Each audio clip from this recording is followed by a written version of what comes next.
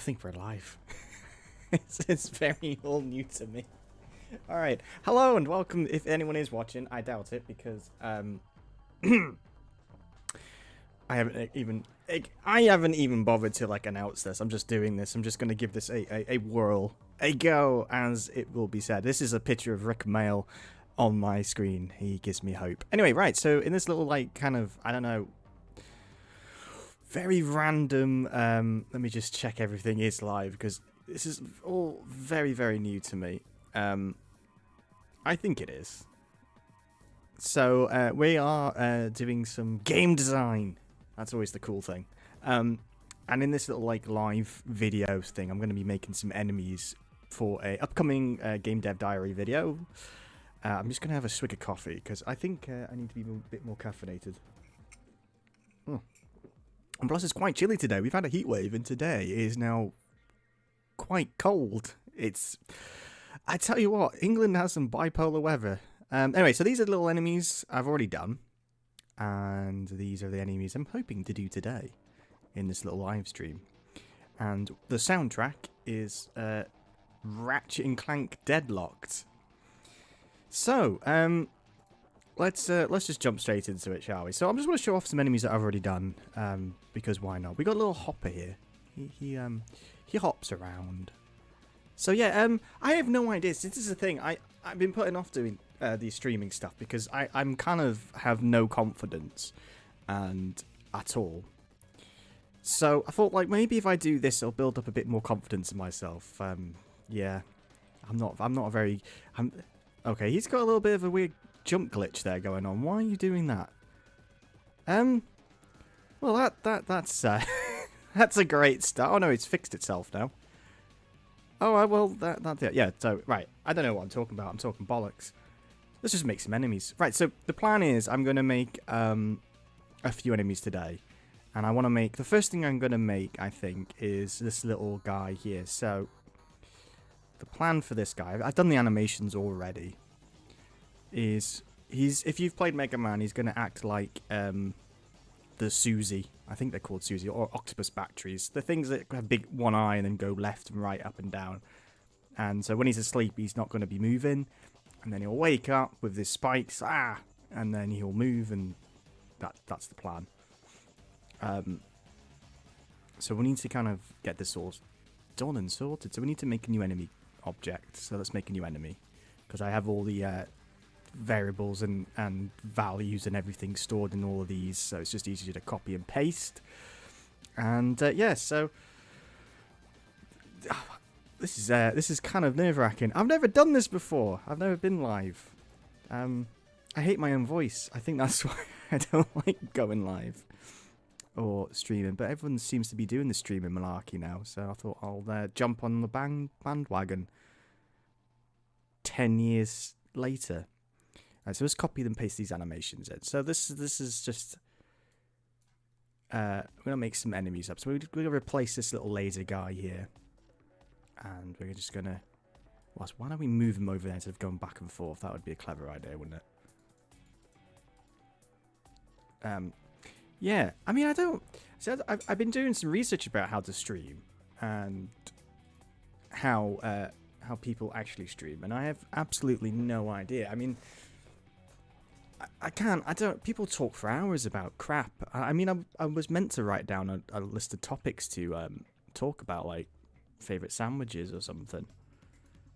But I forgot. Although my favourite sandwich is cheese and onion, if anyone is interested. But that is not about game dev, is it? This is game dev is about designing games. So we're gonna make this. I don't know what to call it. Let's just call it battery. I don't know what to call it. So the idea of this thing here, 1 second. There we go. Is that it's going to go up and down. Once it hits a wall up here, it's going to stop. I think is that yeah. So once it hits a wall up here, it's going to stop, and then it'll then sleep for a bit and then come back down and I didn't mean to stretch it, and then pop back down again. and like a Susie battery thing. So let's just do that, shall we? Stop fanning about. Oh, I don't I don't like streaming. It's weird. Oh, this might not be my cup of tea. Definitely not my cup of tea. I've not used to this sort of stuff. Maybe I should just play games instead. That might be a bit better. It's like so nervous. Anyway, right. Okay, let's try and focus. Enemy. Right, so we'll just call this battery. Like so.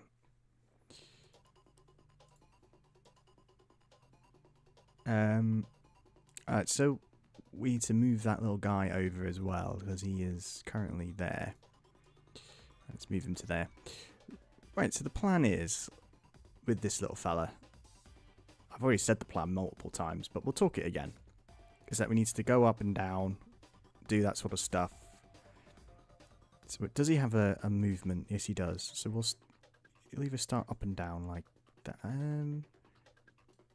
Actually, this might be a bit more complicated than I'm thinking. So, okay.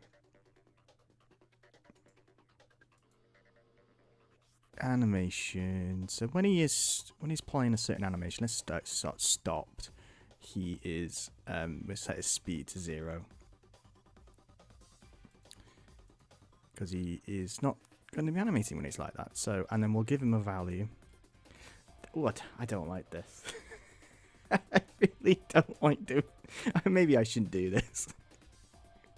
I don't think anyone is watching. No, so it's like. Oh, Sorin is watching. Hello. This is Click Team Fusion 2.5. This is what I kind of use for my own personal projects. It's kind of easy for me to use. But I've used like Unity and Godot in the past, but for freelancey kind of stuff. But for my personal projects, I'm just so used to this ever since my Sonic Fan Games HQ days, since I was been 10. So, yeah, this is what I kind of use. It's just easy for me, and can make games speedier, I guess. I don't know. I think I'm just comfortable with it. I'm not like a programmer or anything. I'm more like a game designer or animator, like artist kind of thing. So I need coffee. So that's why I like using. I think like the thing with video games, you can just use whatever software or program that you're comfortable with. Because I mean, I have MS Paint for some stuff here. So, yeah. So right, I've lost focus now. That's going to be a problem. I need to keep focus. Right, so we're going to add like a little timer to this. So when it's, actually we'll put a flag on as well, just in case. Actually, we'll do the flag and then we'll put the timer on when the flag is on. It might be a little redundant, but it might be beneficial down the line. And then we'll add the timer on, so that's like value. And yeah, I have I don't have much experience in like in programming.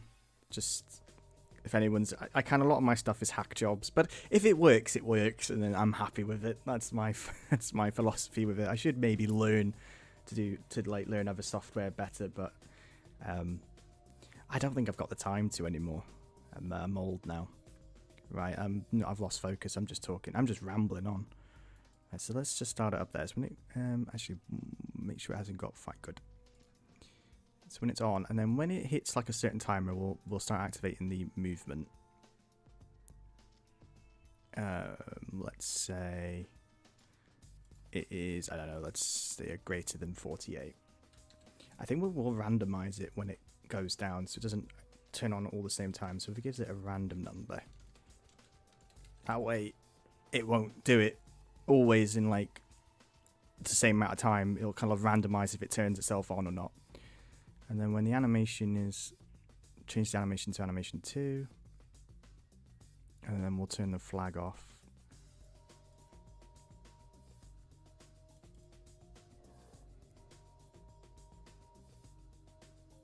Oh, thank you. Yeah, I'm hoping to do some more of those videos. I'm trying out live streaming just for a little bit to see if I like it or not. So far I don't I don't think I do. Um, I'm not very good at talking about stuff. About game. I mean, I can give advice. I'm just kind of doing enemies right now. Although, to be honest, I might just, let's not do enemies. Let's just do some level design, because I think that's the more fun thing to do. I think the first stream maybe should be better doing possibly level design. We'll go with that for now, actually. We'll change tax. I might have to change the the text thing. 1 second. Let's do level design. I think that's more fun. There we go. Because I think most people won't learn about level design. We'll do enemies another time when I feel a bit more confident in my streaming skills. So, little basic thing of this game is just a simple run and gun platformer. You come down and you can double jump and dash. The usual stuff. You have loads of different guns that can all level up, and a cool pulls menu. Ignore the map; it's not done yet, and all the weapons, that sort of stuff. Basic run and gun game. So how I like to make levels is, to be honest, I tend to wing it a lot. But I feel like the beginning part of a level should be very simple and straightforward. And I don't tend to worry about graphics in set detail before I make a level. I kind of just block it out with the most simplest of tiles. So I've got a bunch of tiles up here for the actual level geometry. Might need to make some more. I'm not putting slopes in. Slopes is one of the worst things to try and do in video games, because there's so much. Slopes has so much issues of enemy movement and as well your movement and physics, and you have to, if you go up a slope you have to go slower, and if you go down a slope you go faster and all that, and it's a pain in the backside. So I don't bother with slopes very very often in video games. If anyone's interested why this is all very just blocky. And also I kind of use things to a grid, so all my tiles are 32 by 32, and the reason I like to do it in grid form for platformer games is slopes are terrible. They're very difficult. They're just so annoying. So annoying that I got to the point where I used to put them in my old games, and then I decided, you know what, I'm not going to bother. It just cannot be bothered with all the hassle that they give. But with level design, what I do is I tend to have a grid, and my 8-bit games are usually about 16 by 16, and this game's a little bit bigger with its art, so I've upscaled the tiles to 32 by 32, and I locked them to a grid. You can use other software to make your levels, there's Tiled and level LD, I can't remember what it's called now, but it's LDTK, Level Design Toolkit, stuff like that. You can make use levels, import them into your game, but the program that I use has its own level editor, so I have no need for that. But quite a lot of software does require having an external level editor kind of thing. Although you can do that with this program, I just choose not to. So I like to, with level design, there's a few practices I kind of evolved through time. Is not to have bottomless pits if you can help it. I think bottomless pits is especially at the beginning stages, is a kind of a no-go, and introduce things slowly to the character. So this is going to be the first level. It's a swampy forest. So we're going to have a big stretch of land, and then we're going to kind of build up, teaching the player to even jump. I think that's if you look at Mario, a lot of the first Mario game, it teaches players how to jump at the beginning of the game. There's a pit or there's a little blocks here and there. So I find that's it's still a good practice to do in your own kind of game nowadays, even though most people know how to play platformer games. You might get the odd person it might be their first game they've ever played. So I feel still it's good design practice to do that. Let's get rid of that.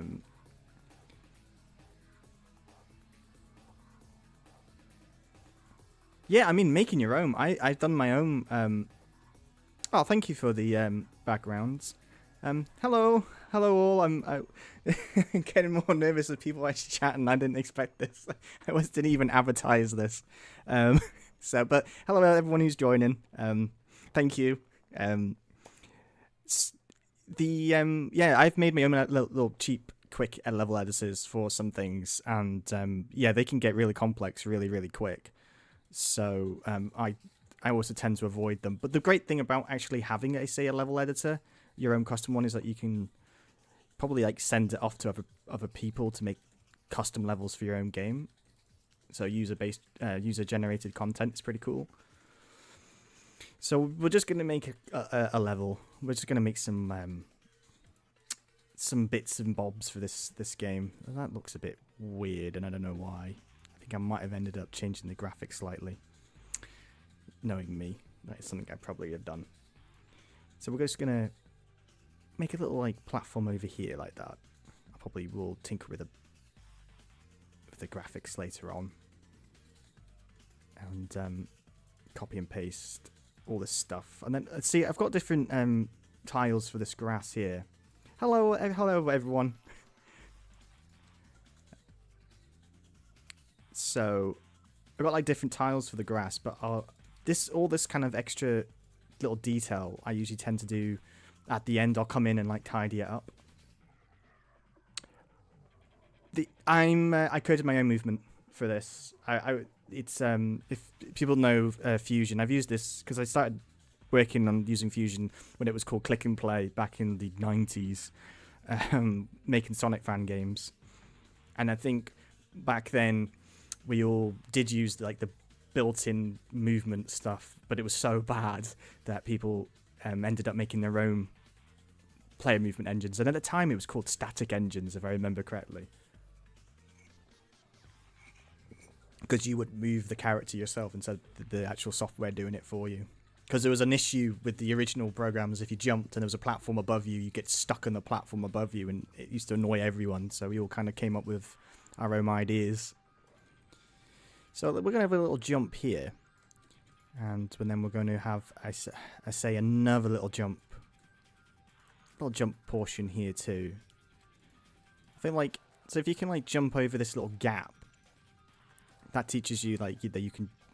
I like to teach at the beginning of a level. I like to teach the player what your movement is in your game, so you can teach the player how high your character can jump, and also how far it can jump and how fast it can walk. This game it hasn't got a name at the moment, although I'm thinking of calling it maybe like Last Minute Galaxy or something kind of weird like that. It's just a very simple run and gun game that is taking homage from Mega Man and Ratchet and Clank, those two games. It's a game I've always wanted to make since I was at university, like I don't know, 15 years ago now, probably longer to be honest. But and I'm just getting around to thinking, right, I'm actually going to make this game. I've got just something a bit different, because I've been a little bit bored of making 8-bit stuff currently, so that is fine if you can't watch the stream. I mean, this is just my first ever attempt to try and stream, and so don't feel like people have to watch it. I'm just trying to see how this all works and stuff. So have a good day though. Thanks for joining in anyway. Yeah, I mean, like, for the brief moment, it's nice to see people. Sorry if you can hear cars outside. I've got my window open because the UK is having a very, very bad heat wave at the moment, so that's always fun. Well, there's a little bit more cooler today, and I know I'm wearing a very fluffy dressing gown, but it's actually not actually very, and a hat. But I always wear silly hats. It's kind of my thing. I've always wore silly hats.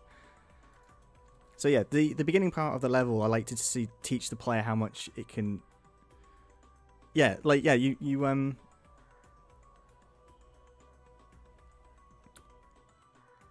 I mean, I don't know much about game dev neither. A lot of times I kind of wing it, and sometimes it works and sometimes it doesn't. But there's like a few rules I kind of learnt along the ways. So like, your beginning level needs to like introduce the player to your player mechanics and everything, and so the player knows what it can do and how far the character can get pushed, like jumping heights or speed. and introduce like gimmicks and stuff slowly into a level. Don't bombard a player with everything right at the start. Because I remember like giving some advice to a friend who was making a game, and the first level I couldn't even beat it. And I used to be a games tester at Sony for the longest time. Well, not for a long time, but it felt like a long time.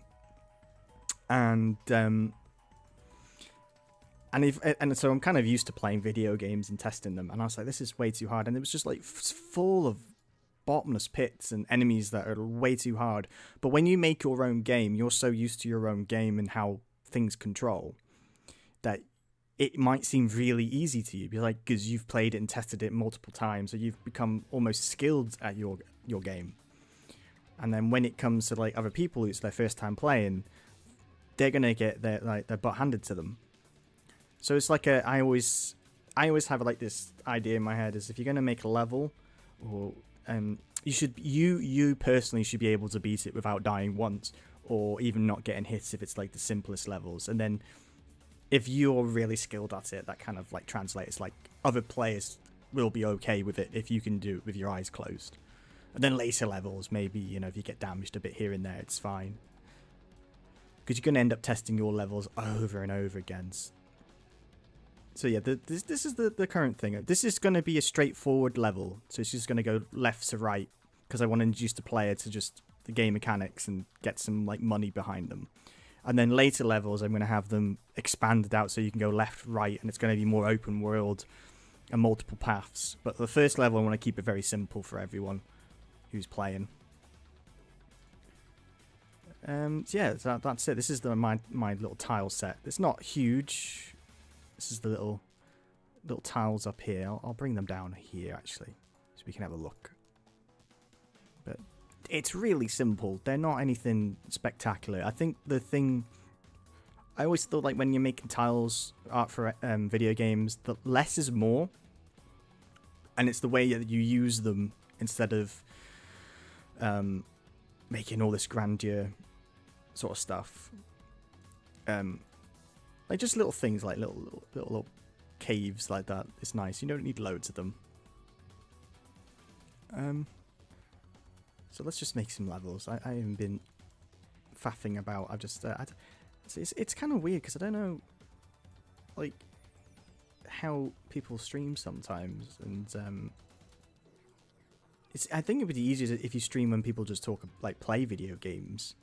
Because then the game is its own narrative when it comes to streaming. Whereas if you're making something, it's just... Do people just want to chill out and listen to you talk about how you're making your game, or... It's a bit weird.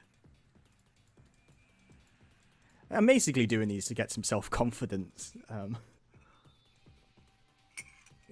Because, excuse me while I drink coffee, but I had a bit of a bad time last year, just before Christmas, and a lot of confidence got knocked out of me. It was a really rough time. And I'm thinking, and a couple of my friends who do stream said, you should get into streaming. It'll build your confidence back up. You'll start feeling a bit more yourself. So many months later, I thought, well, you know what? Let's give it a go and do it. So yeah, I'm just building some levels. This is how I build levels. I mean, most people think I have a plan. I have a plan, and I have like, this is what I'm going to do. This is my action plan. But I really don't. I kind of just get a feel for things and go, well, that's quite a nice little terrain. So I'll do that. And I was thinking about here, I might start introducing enemies. Yeah.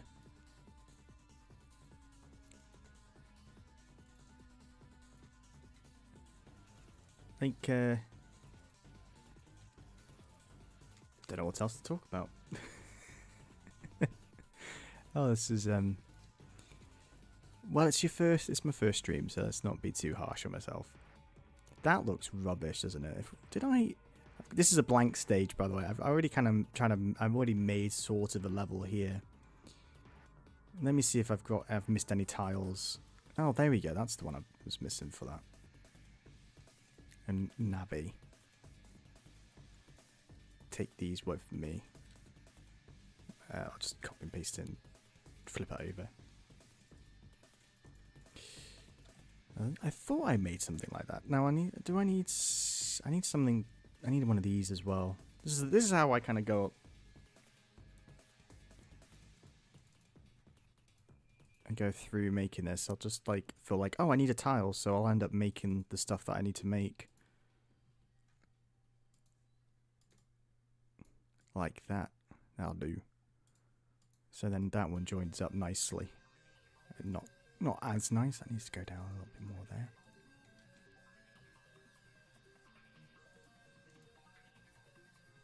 Yeah, that'll do. And then we can plop that. There we go. That looks a bit better, doesn't it?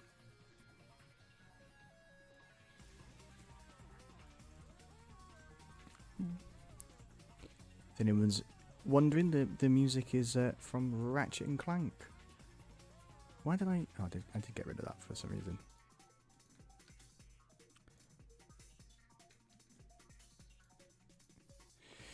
Let me just have a slurp of coffee.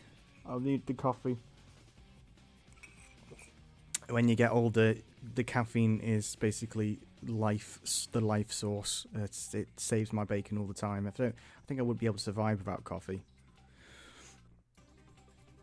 Grab that. So we'll test this out, see if this works in a minute. Like how this level feels like character-wise.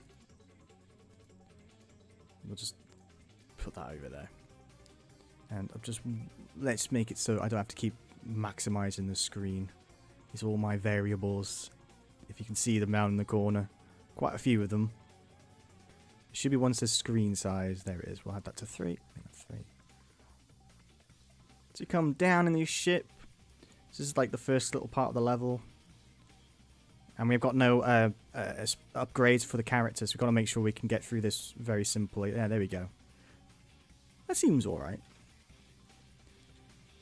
And I feel like now we should add a little building in. A little sci-fi building. Happy little sci-fi building. We'll stick that in here.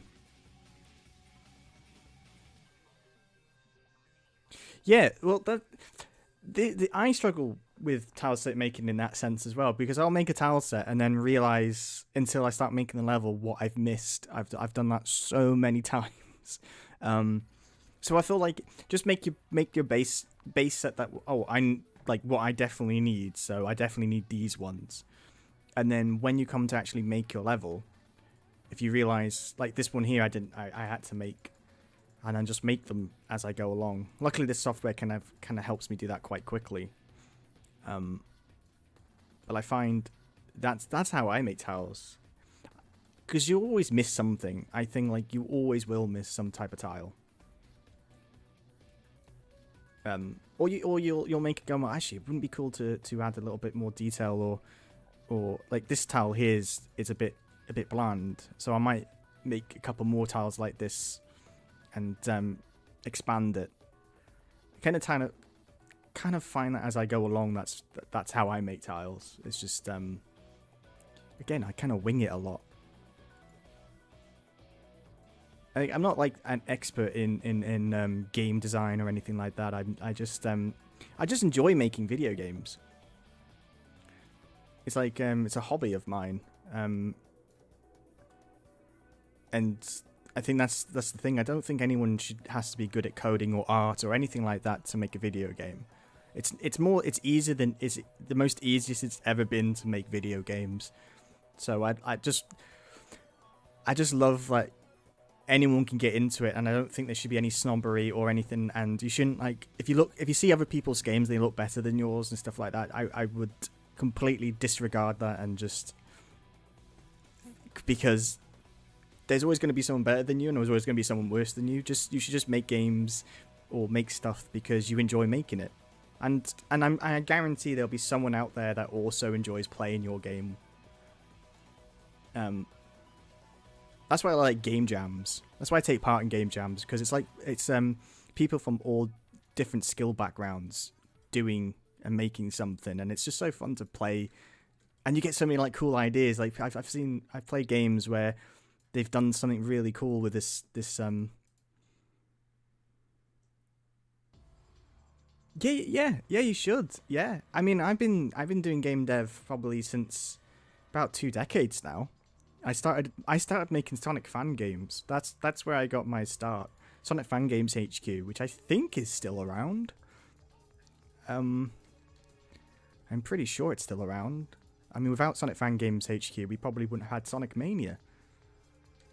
Yeah, God, blimey. That was Yeah, I mean, the first things I ever made was like garbage.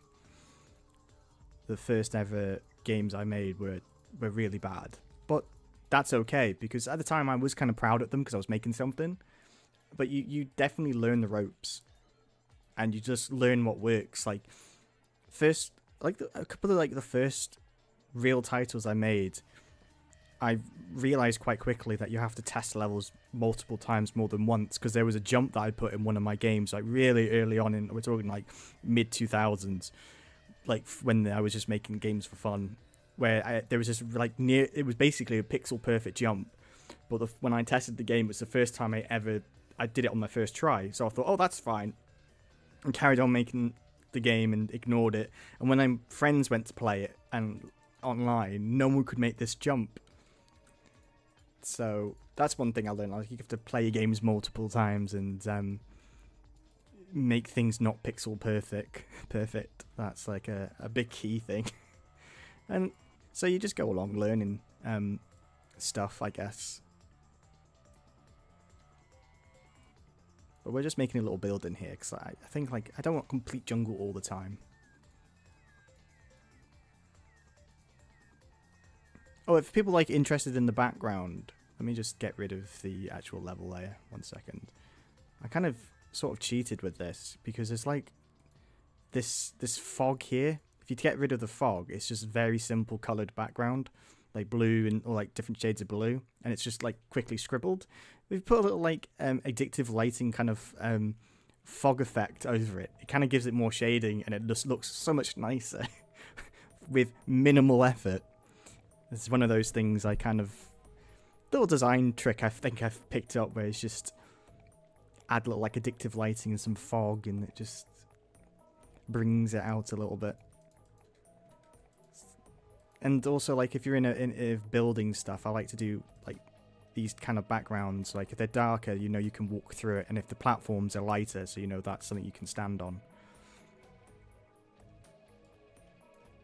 Thank you. It's just little hints and tips. I mean, there's so much better looking pixel art games out there, and if I spent a lot longer on this, I could make it look a little bit better. But I don't want to spend forever on this because I guess it's already been 15 years. So I'm kind of trying to keep things down. So we're going to make a little build in here. And we'll stick that there, that one go there. Sorry, I always get a bit OCD. I've got to have it in like a correct pattern like that for some reason. I don't know why. Grab a little little windows so that people can see. And if you can hear the rain, I apologise. It's we're having I think we're going to have a thunderstorm anytime soon. The weather in the UK, I think, is so bipolar lately. Just got out of a heat wave. It's just insane. Everyone's been complaining about heat the past couple of days, and I'm pretty sure now everyone's going to be complaining about the rain. Although I quite like the rain. It's nice. It's cooling. Right, so we'll use this one here because that'll look a bit better. Actually made little end pieces for it. And I realise I need an extra tile. There we go. That does it. That does the trick.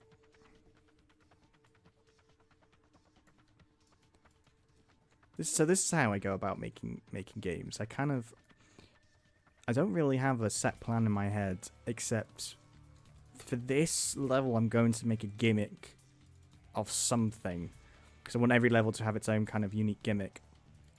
That's not right. That's not going to work. Just do this. Copy and paste it and just... There we go. And I'm not sure what gimmick I'm going to do for this stage at the moment. I'm thinking maybe like swamp, like, and it slows your movement down. Or maybe trees. You have to like shoot down trees, a big giant like log, and you have to keep shooting at it and it'll fall down, make a path, something like that. I'm not quite sure yet, but I will get to that when I get to that, I guess. I've got these little building things here that I've made. Actually, I wouldn't mind making some more of those. That looks like seam them up a little bit better. So we'll do that real quick. Bit of artwork. So that goes there, and we'll just whoop that over like that. So if anyone is watching, I hope they're having a lovely day today and everything is going well for them.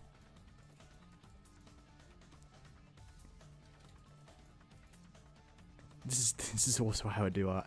I think a lot like this is like I don't know how to explain things sometimes because I feel like I've done this so often, just make games. I kind of most of it now is winging it. I don't really kind of do a lot of pre-planning, which is a bad thing. I should pre-plan a little bit more, but I kind of just often wake up and go, I'm going to make this today, and then get the software opened, and that's it. Start making a game. Does that look... That looks a bit naff. That doesn't seam up quite correctly. We just do this.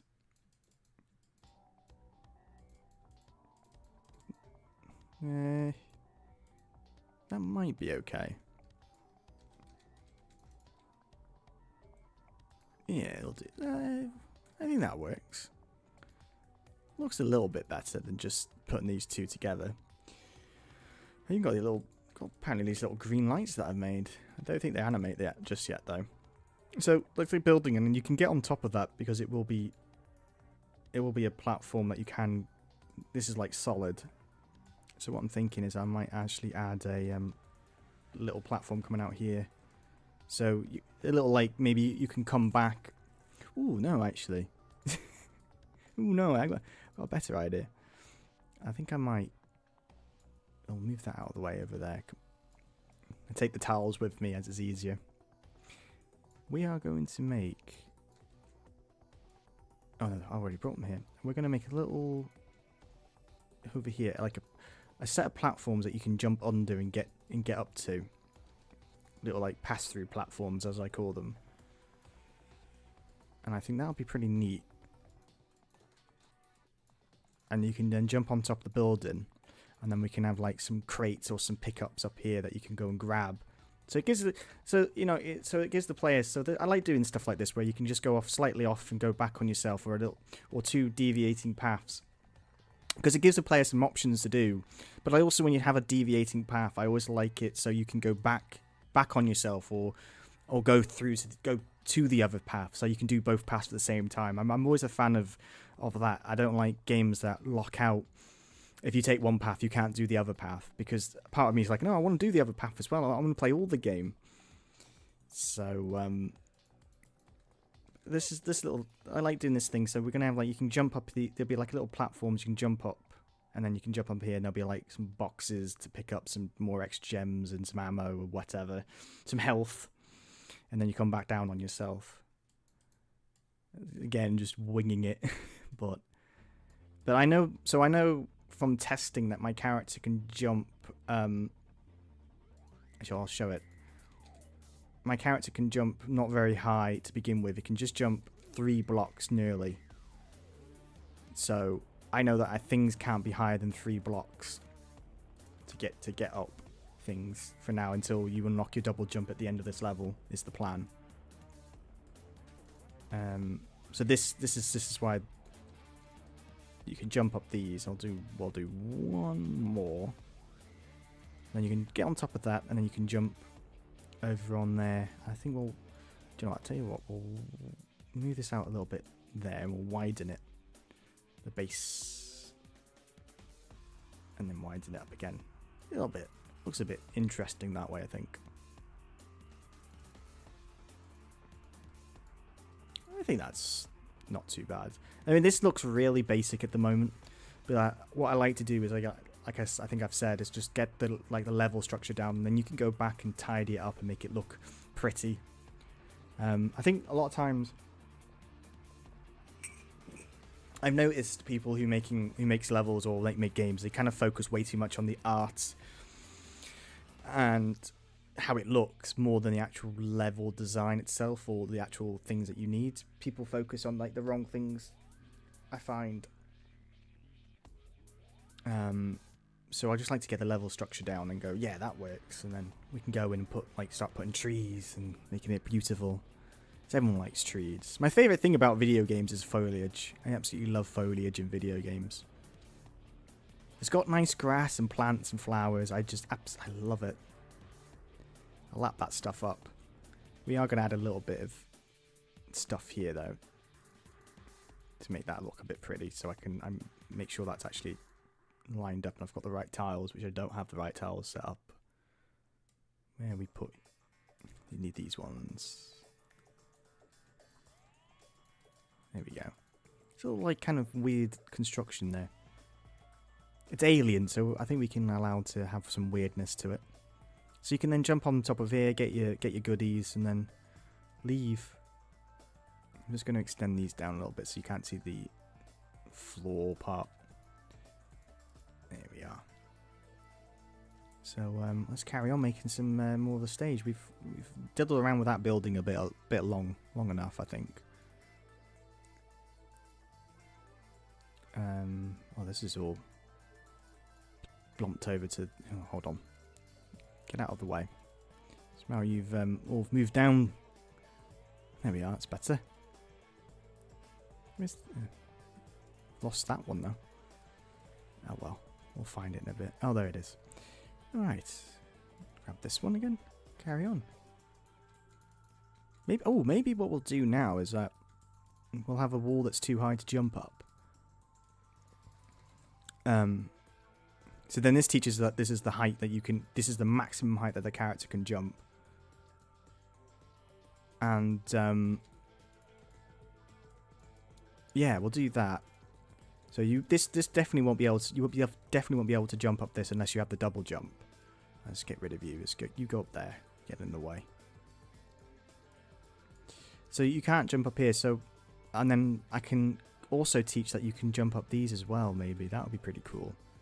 So if I have that there, then that teaches you, oh wait, I need to jump up there to get onto that. And then that hopefully might make the player realise that they can jump up these to get on top of the building. Yeah, I think that might work.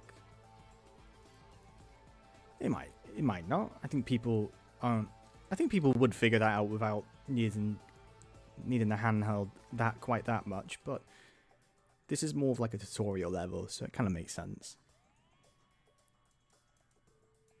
Alright, let's move these out of the way and carry on with the level. I'm pretty sure you can't jump up that height. Grab all those. Get rid of you. So, hold on, let me just make the grid setup a little bit better, because it's harder to see the squares. And we'll get rid of that background now. It's getting in the way. Now it looks really basic. Yay! So I've got like all this. This needs to be all done as a level. So this will probably take you about 3 days to make the level, I would say. Knowing my abilities, and we also need to put a boss in. It's going to be very straightforward. This level, just left to right. They're always the easiest levels to kind of make. And then we'll make some more fancy levels down the line. We might even make some... We might do some enemies today. We'll see how I feel. Yeah, we'll do some a little bit more jumping stuff here. I like to make like uneven terrain. This is the thing I do like doing. Is like making like little ups and downs. So instead of just making a very flat... So instead of making what I've done at the beginning here... which actually that's yeah. I'm gonna stick that up there because I don't like that. That looks boring. Yeah. So instead of making just little flat terrains like this, which is kind of looks a bit dull, or just stick a little bit of stuff like going up and down, all you know, little ups and little nodules, little things like that. I think it looks nicer. I mean, the game makes the game look less flat, I think. I mean, this is quite flat here, but then you've got these towers that you can jump up, so maybe that's okay. Get away with it. And it's pretty cool to go up and down in your level. So a lot of indie games I've seen, I mean, and video games, everything's quite flat. And I don't know. I think as a platformer, I quite like jumping. I always put a double jump in because I like jumping that much. I have no idea what I'm talking about. Put that there. We're just making some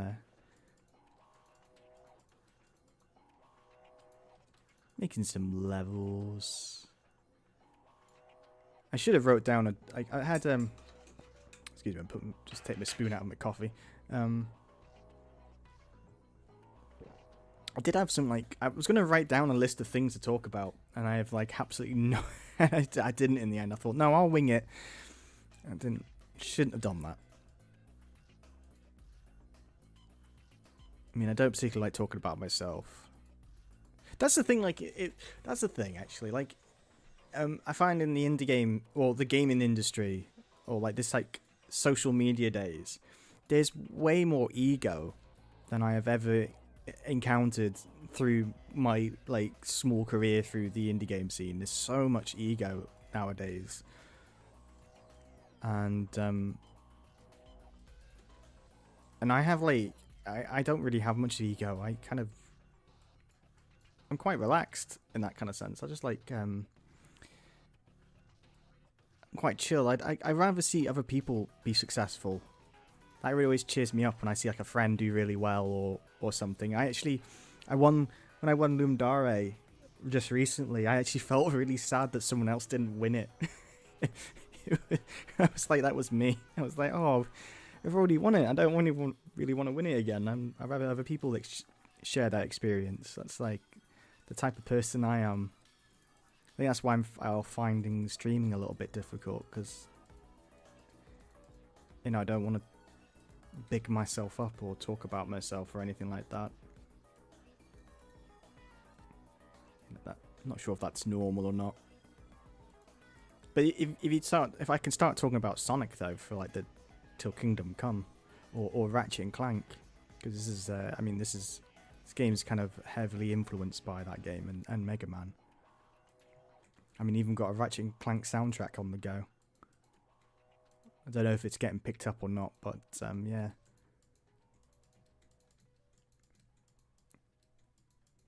So let's have a look at the level design so far. So you've got a little mountain that you've gone up there, and you're going down, down, down. So we might add. So this here is kind of boring at the moment. You're just going down. So we can add something up here that will make it a little bit more spicy. That might be pretty cool. So yeah, why don't we go into a cave?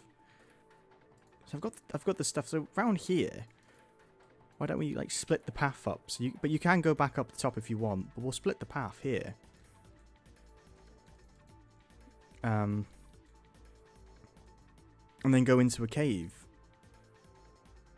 And we can add. I can make some cave art or something for that. That might be pretty cool. But we need to make sure we can.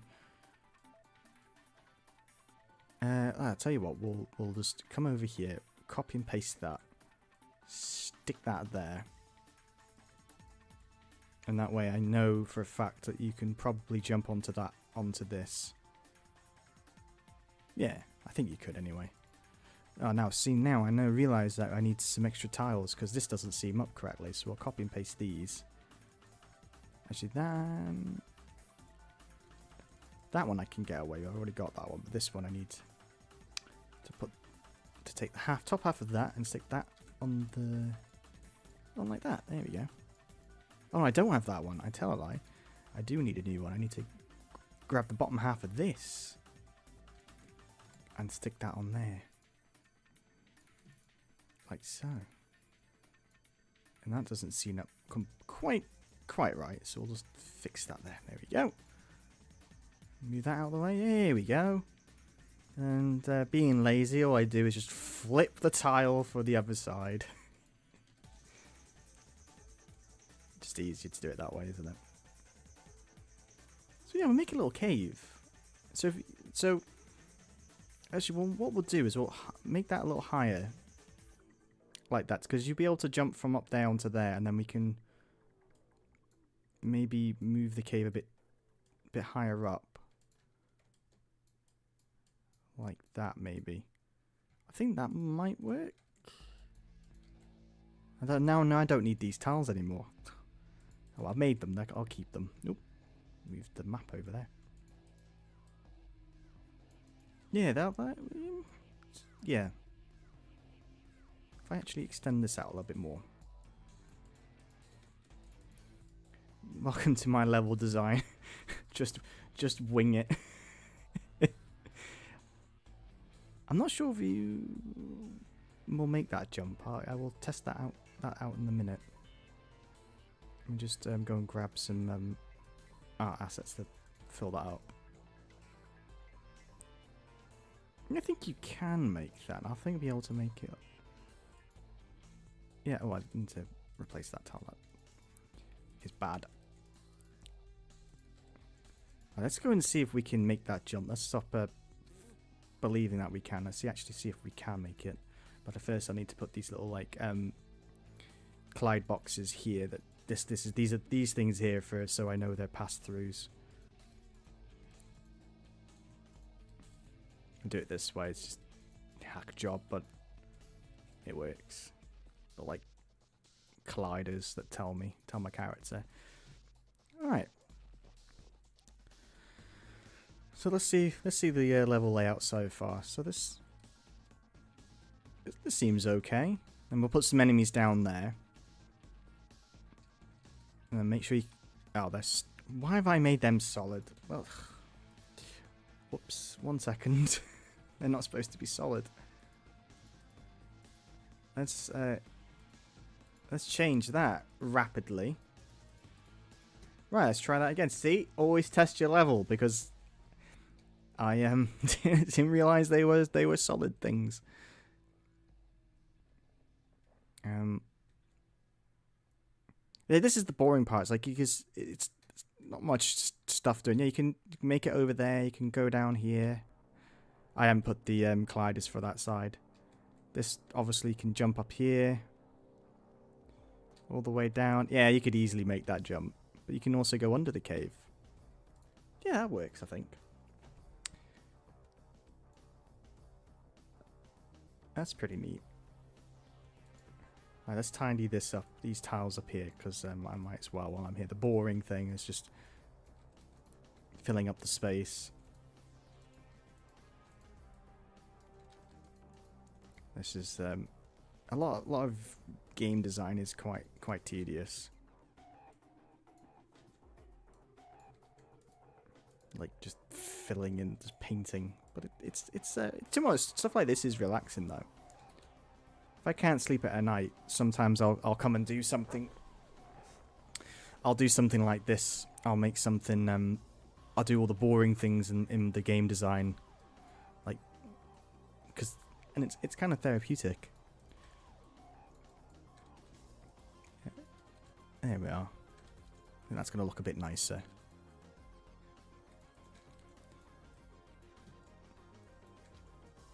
Then we'll have to make the cave in a minute. Oh, hold on. That's wrong. That looks... We need to put these ones here, don't we? There we are. And that one there needs to go, and that there. Beautiful.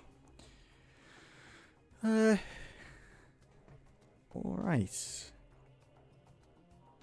Now I'm trying to think of what to do. Sometimes I just have to think ahead.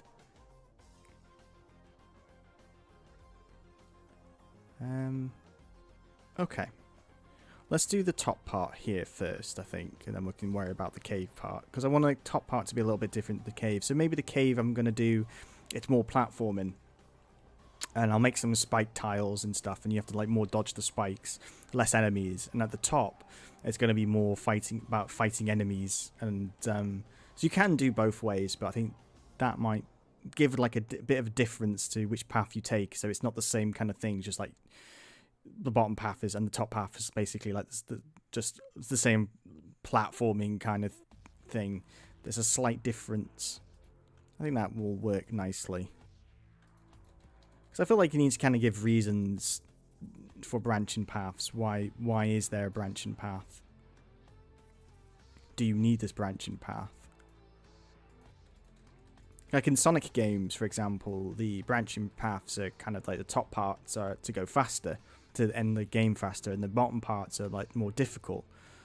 And so usually there's like a reason for that, which I like. I think we might need an extra another tile again. Oh, move, thank you. Because I haven't got anything that will seam that up nicely. It looks... does that look bad, or does that look alright?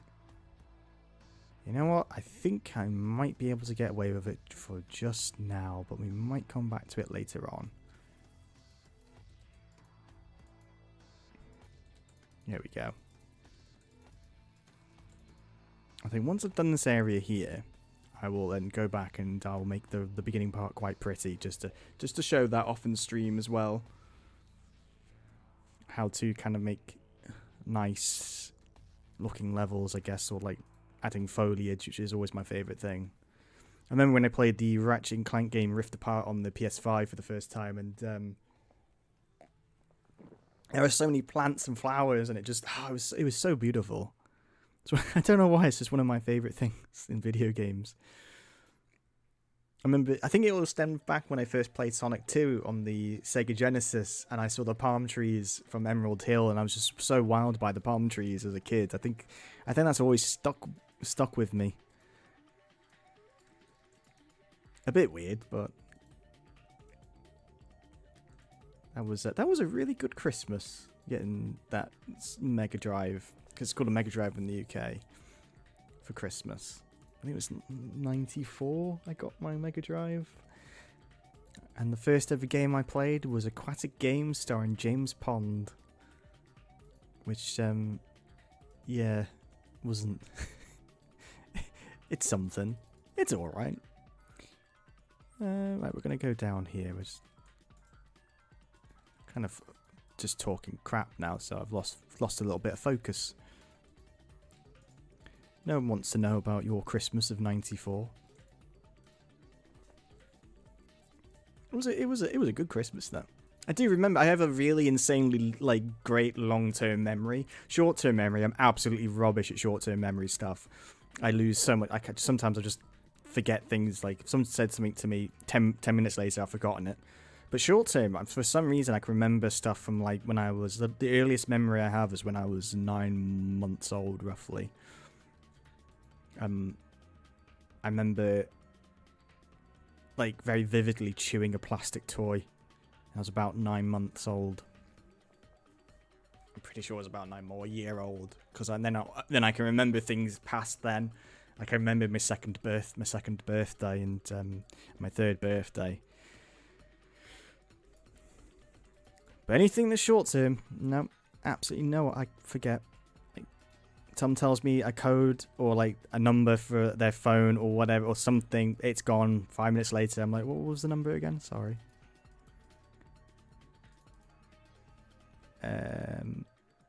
Yeah, I am just winging this, aren't I? I'm not even really thinking about level structure. I think I've made so many of these types of levels that I'm just so kind of used to like going, oh, this will work. This will work. Put this in, this will work. So I'm doing the top part first. So I feel like we can put some... So Here's the thing. I like to do for enemies. So I'll go and grab an enemy real quick. So they're all on the side here, and I will bring him over. He won't flush completely to the floor because the grid's 30 by 32 and it's locked. But so I like to have these little on beginning stages, like early stages. I like to have these little divots in the platforms, and have enemies here or enemies on top, like so, because then it's easier for the player to attack the enemies without getting damaged. So it teaches the player what these enemies actually are doing, like their AI, the method of attack, while giving you a little bit of breathing room to be able to see what they do, instead of just putting the enemy straight out on some flat space, like say here, and you run into it. You've got little like a little bit of cover in 2D games to understand what an enemy will do. Because for here, I'm probably not going to put any enemies. I might put a very cheap and easy one that I've already seen around here. But that's like kind of a bit of game design that I've done. I kind of learnt through the years. Yeah, I think that made sense. I hope it made sense. But you'll notice in like if you play like games like Mega Man or like Mario, they do the same kind of principle. So you'll find that they will do in 2D platformers, you'll have like a pedestal for an enemy, and so like up here there might be a certain type of enemy. There's a pedestal, so you can see what the enemy does without having it rush towards you on a flat plane. You go, right, well this enemy is obviously a cannon, and again it's like teaching the player what your game is about. And then later on, you don't need to kind of teach the player; they already know, unless they've got short-term memory like me and they forget, as I have often done that in video games. And like another thing, if you like want to put bottomless pit in your games, and you want to have like say a falling block here, and then this, I always find first thing to do is pull it over non-bottomless pit. So if you fall, you can then go back and try it again without dying, so you can learn the gimmick or whatever, and then put it over some like spikes or bottomless pits. I think that's a really big key when it comes to level design in 2D platformers is teaching the players. Like I think it's the number one thing they don't teach the player exactly what your game and what the gimmick is stuff. Is I've played like a few games, like even like professional games, like actual real releases, not just indies, where it's just been way too hard, way too quick, with no way to like even like teach the player anything. It's just here, have a very hard level. Now that is not looking good. Do I need one of these and one of those? I guess we have to make a new tile. I'm gonna have to do this, and somehow I've mocked that up. Grab that. So quick to make tiles. I'm just mix and matching what I've already got. That should look alright now. Yeah. Do I have any of those? Yeah, there we go. Kind of, I don't know, I'm just trying to... actually, this is what I also do in my games, is I kind of... That's not going to work. I try to, like, work out how to use my tile set that I've made. So I feel like, well, I try and experiment with, like, ways of placing down the tiles as well, and I find is a good kind of thing to do. Like, that there wasn't going to work, so I know don't do that. Doesn't look nice. I will go a little bit further with this, and then we'll go back and we'll make the other little beginning area look a bit pretty. And if you can hear the seagulls outside, I apologise. It's bin day today, or garbage day, and they always come out in force because they know they can eat tasty garbage. I don't know why seagulls like garbage, but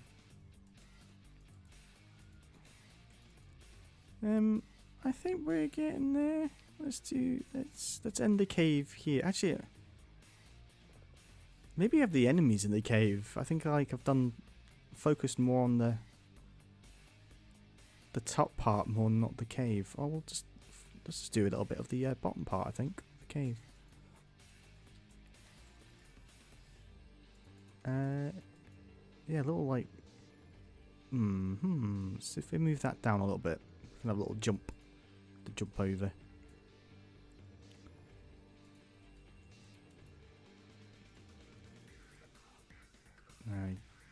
Yeah, what's... No, get rid of that.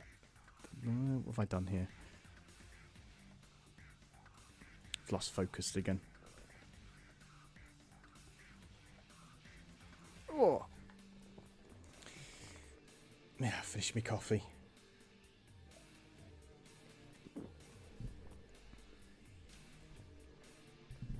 Yeah, it's really hard to talk about stuff. That's the hardest thing about this.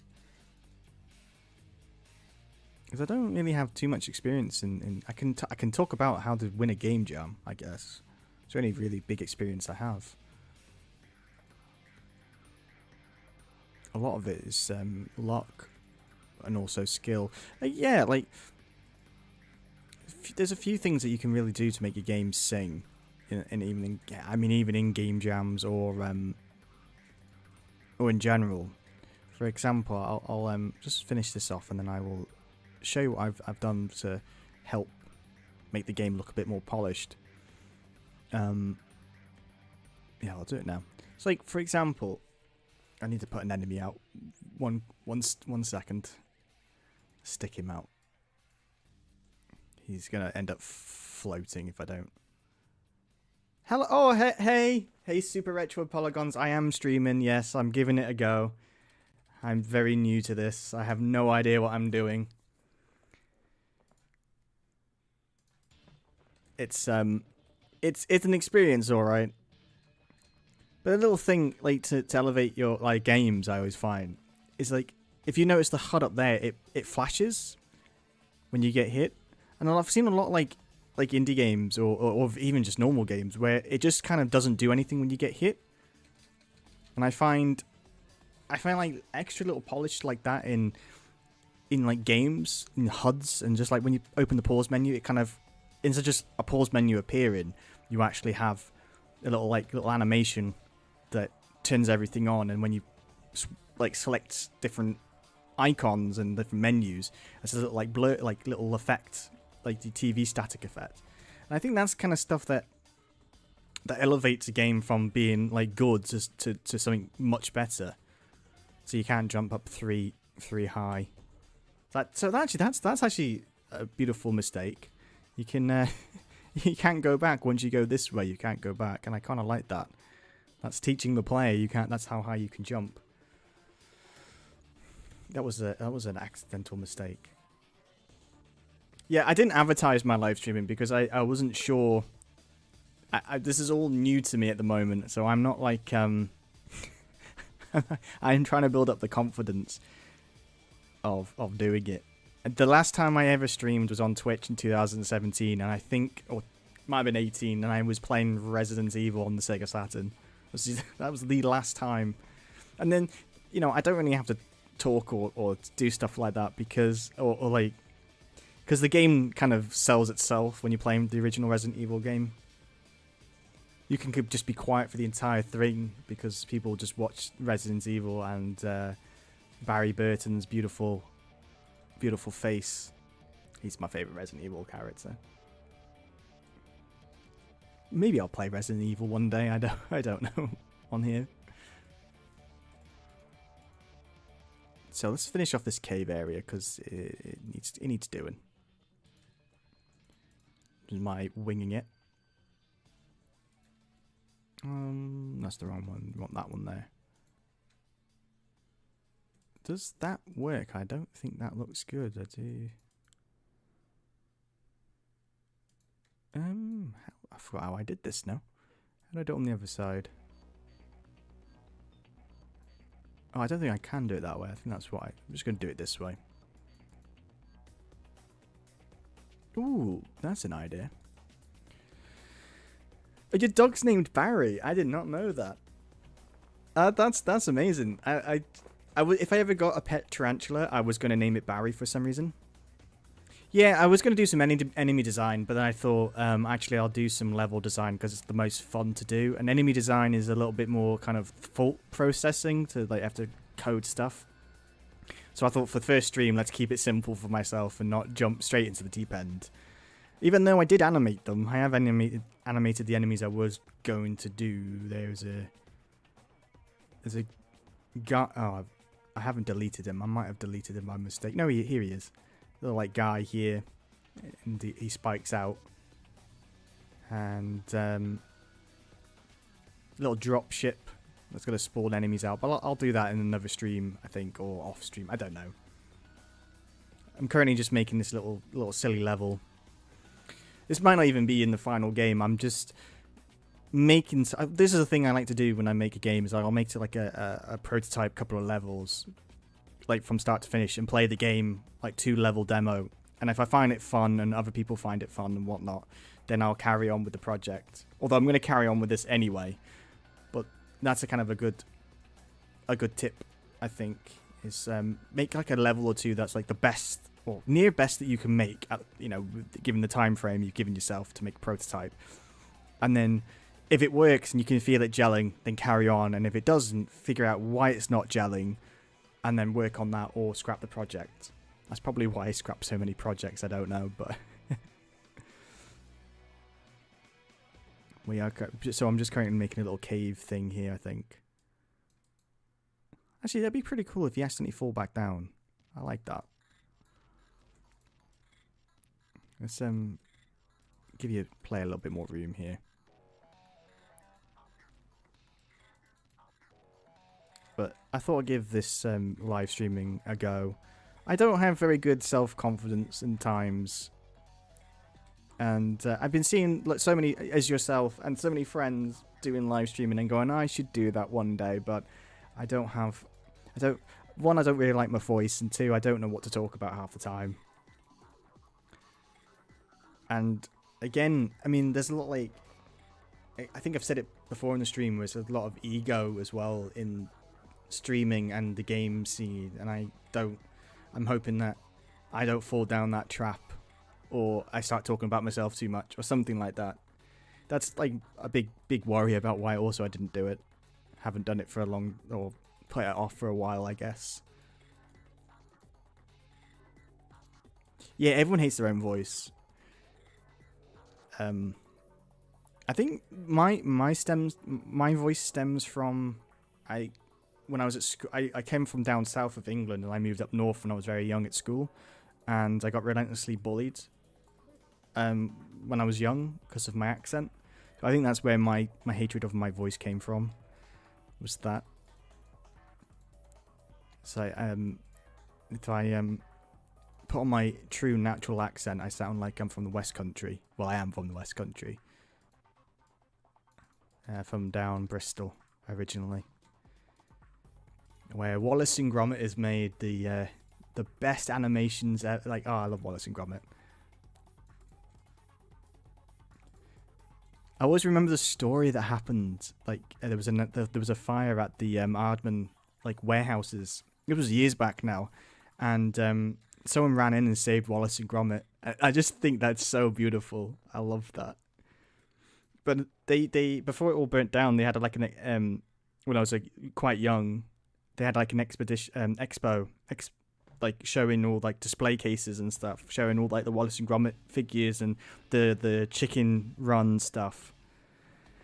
And I remember they brought in the entire gravy pie making gravy machine, and it's absolutely massive as a kid, and had all like the chickens and the set. It was incredible as a kid seeing all that. And then I remember watching an hour-long talk by the guy who did Angry Kid. This was years and years back. I was at school when I saw this, but this was before they all lost a lot of the props and everything from storage.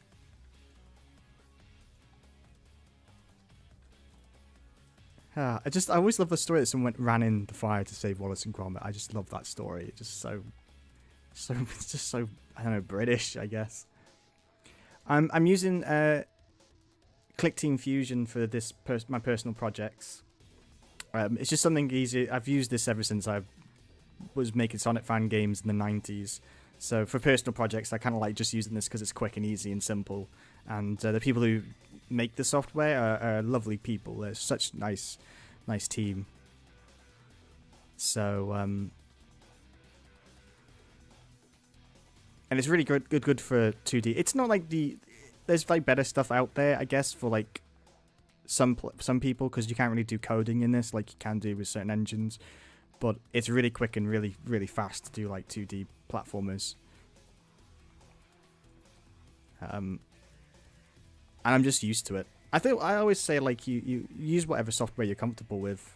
It's not really about what you use. It's like how you use it and what you get out of it at the end. We're going to make some more caves. I think we'll carry on. I think after this point here, I'll put a checkpoint in. And then we'll tidy up we'll make the levels look a bit prettier and put some enemies in. Yeah, I mean, I've used like other software engines like Godot and Unity for like other pieces of work when I've worked like art freelance, and I had to use Unity to put them in and do level testing and all that sort of stuff. So I've used other software, but I'm not a programmer. I wouldn't ever say I am one. It's not my forte. But I can use things, but I am nowhere near a programmer. I've some like friends who are programmers, and the stuff that they do is like blows my mind. I'm like, that's so cool, but they can't draw they can't draw. they have the worst art skills ever, and it's funny, and it's just like you have your skills in your respected areas, and that's fine. It's great. I think that's the beauty of like game development. If you're in a team or like stuff, it's just like people have their strengths and their weaknesses, and you'll bring it to the table, and you can sometimes come up with the most silliest of things, and sometimes better, and sometimes it might be worse. But usually it's better working in a team. If you all get along, that's the problem. That's the thing. You've all got to get along in a team. I've worked in a few teams where someone has always been like just absolutely awful to work with. Alright, I think we're getting close to doing the end of this area, so we'll just add a little bit more of the map in. And then maybe we'll climb out of the cave. That might be better, I think. Yeah, we'll climb out of it somehow. Not sure how exactly it's going to happen. But we'll figure it out as we go along. Maybe we can do little like hops like this. Yeah, that's the thing. Some people are much better. Like, I'm terrible at programming. The last time I programmed stuff was ActionScript 2, like that as an actual programming kind of thing. It was ActionScript 2. It was that long ago, when Flash was still a thing. Bless it. And then I stopped. But I still use like Unity, but it's not like some people already wrote scripts out for me, or it's tinkering, that sort of thing. But I can use it if push comes to shove. But I'm just not very good at. Like I said, some of my friends, like they're geniuses when it comes to programming. They can do so much cool stuff with it. No idea. Although I did dabble with a bit of like assembly stuff with Mega Drive dev and Nintendo stuff, but again, a lot of that went over my head. But I did like do some stuff, and I've been looking at that Game Boy Maker, the Game Maker thing, and that looks pretty decent. But I haven't really looked into it too much. But been impressed with what I've been seeing. So maybe one day I might go into that and look into that a little bit more deeper. Because I've been seeing some really cool things that friends and people online have been making with it. But I always like find it's you just create things, and if you enjoy doing the programming art, if you enjoy making games, that's the main thing. Doesn't matter what you use. Yeah, there's so many cool stuff these days for games, and it's great. It's the problem with the indie game scene and in the gaming scene at the moment. Oh, Game Maker is great. I do like. I've used Game Maker Studio 2 and the first one. I used to use Make 3D games on the first Game Maker Studio years back when I think it was Direct 3D they used, and it was great fun. I don't know why I never kept with Game Maker Studio. I think it's because all my friends in my circles at the time were all using this program. So I've moved levels. That's not good. Somehow that's happened. Let's scroll all the way back up to my level that I was working on. There we go. So I think all the friends in my circles were still using this program, so I think I just went back to this. But I did have a time about a year when I was using Game Maker Studio. Yeah. I find... the problem I have with the scene at the moment is like the gaming industry is kind of dying. I find it's really dying because you've got like a lot of people's studios are getting made redundant, and like so many people are getting fired. So there's a lot more people that's getting into this scene now of like making their own games or starting up their own companies, which is good, which is a great thing because there's more games and more people making games and kind of going independent and like saying screw you to like some of the big industry publishers and developers. But it makes it hard for like little freelancers to actually try and find work anymore now, unfortunately, or find a market for themselves. Yeah, there's so much crap going down. I mean, to put it this way, when I launched my first ever Steam game in 2014, and it's not very good, but at the time I was proud of it. But it made a lot of money. Well, comparingly, it made quite a bit of money, considering it was only sold for $1, and it was usually on sale. And now games, if I release nowadays, won't make a fraction of that. Will make like 20% of what my first game, because the market's just flooded. So many people are making games now. It's just so much easier. But again, it's a good and a bad thing, because there is more games out there, and there's a lot more good quality games. But there's also a lot of chaff, a lot of asset flips, which is also a problem because that does still weigh revenue from people who are making genuine games. A little bit more coffee left. So we made a little cave there. That hopefully will work. I'm going to say it works. We'll pretend it works for now, but I think the bottom part we're going to have like spikes that we're going to have to dodge, or maybe have a different enemy type down there. That might be better. We'll see. I think the gimmick of this stage is going to be maybe swamps, but we'll get into that later. Oh, I could put the swamps in this little part here. These little divots. Ooh, we could do that. Well, I'll do that later on. I'm gonna make this area look pretty now. I think we'll just change up the stream a bit because I've just been making some level design stuff and it looks a bit naff. Like it'd be a bit naff just carrying on just seeing all this really boring blocks. So if we're going to change the grid setup back up to 8x8 now, and we'll take the grid off, and then we'll put the background back in. Why is that moved over there? Let's put you back where you're supposed to be.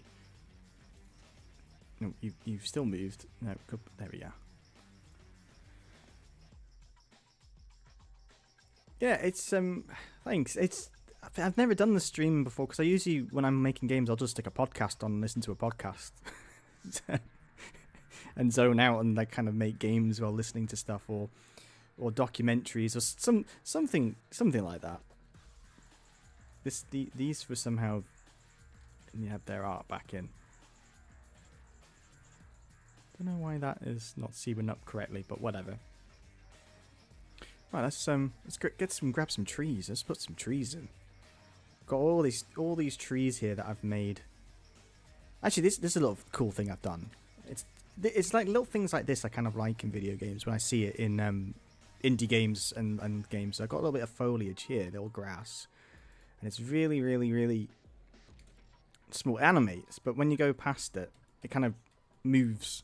It's so basic, and I couldn't be bothered to do proper physics for the grass blades, but it just you'll never notice it really, but it's just a little extra detail layer that I kind of like in these games. It's like when you hit the wall with a bullet, instead of just disappearing, it shoots out little particle effects that bounce around, and when you fire your gun, you have a little bullet that goes. It's just things like that I kind of like in games. I like to add in my own games as well. Get rid of those. So I think when this lands, let's make a little like starport here, little like. Yeah. I learned that. I learned that little things like that is what makes a game kind of polished. Is just little details. It's just so much. It's so quick and easy to do. That's the great thing. Doesn't take a long time to actually put those sort of things in, and then you can reuse it for other stuff as well in the game. Yeah. So I'm gonna put it in the game. I actually am gonna do where when you walk, you're gonna have little maybe leaves or something on your foot, and make some foot sound effects. So I haven't done that yet, but that is a plan to put in. And I did put it when you hit the bullets, hit the wall, that there was going to be little rock particles from the wall came out, but it looked a bit messy. I might try it again with different rock shapes, because there's a little rock here it's grayscale, but it was coloured when it came out, but it was a bit too big, so I might try it again, but shrink down the rock size. But I just feel that little things like that in games just adds a little extra layer that a lot of like games are missing. And I think if you put that sort of stuff in, it makes your game just seems a little bit more professional and less indie. Even though it does have an indie feel, it just feels a little less indie. Right, let's go back to losing track. What was I doing? I was going to put trees in. I was going to make a little starport as well, but we'll put the trees in first. Trees are cooler. I might even make little flowers. I'm not sure to put flowers or just keep it trees. Well, I'm also thinking maybe I need like while I'm at it, I'll just shut this off really quickly. I'm not sure if I want to do a little bit like change the size of this. Like this is really, really quick, but stuff like this in the background. That's the trees in front of some more green like bushes, I guess. I'm not sure if I need it for an extra bit of depth layer.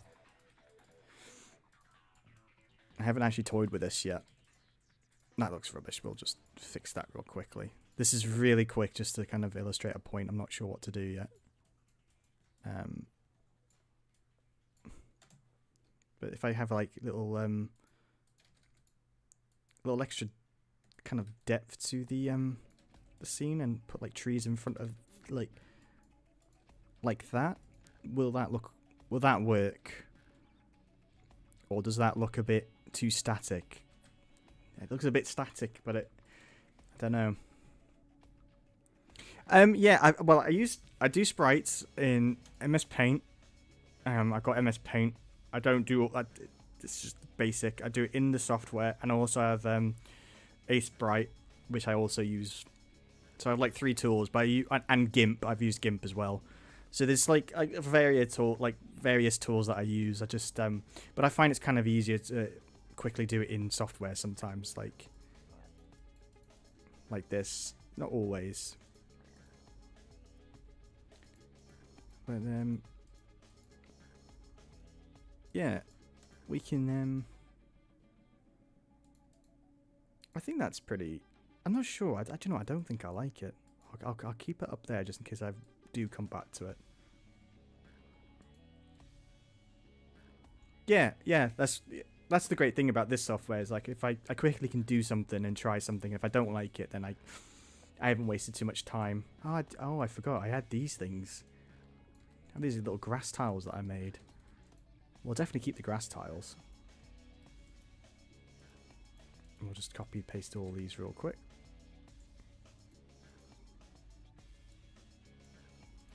They're behind those, delete them real quick. There we are. Right. So we're gonna pretty this up a bit, I think now. Just to show off what the level can look like when it's all got everything all like kind of nicely done up. So I've got a really nice big tree here. I felt like just having all the small trees was a bit not very good looking. So we'll stick a big tree up there. You know, like tons of, I made loads of little different trees, styles. I think I might have been overboard with the trees. I might even make like little vines come from the ceiling at one point. I haven't done that yet. That's a usual big staple. Or maybe maybe we need some flowers. I don't know. Or mushrooms or something like that. This is kind of the level design is kind of boring, sadly. A lot of it is just this. And just, I think it's not anything amazing. Like game design and making a video game, I mean, like 80% of it, I would say, is so boring. And just copy and pasting blocks down for levels design at least, and just really mundane, boring stuff. That's why I thinking like to do streaming of game dev must be difficult. That's why I think I was putting myself off doing it, because surely that no one would want to like look at like excuse me, like watch someone just copy and paste tiles down for like 3 hours.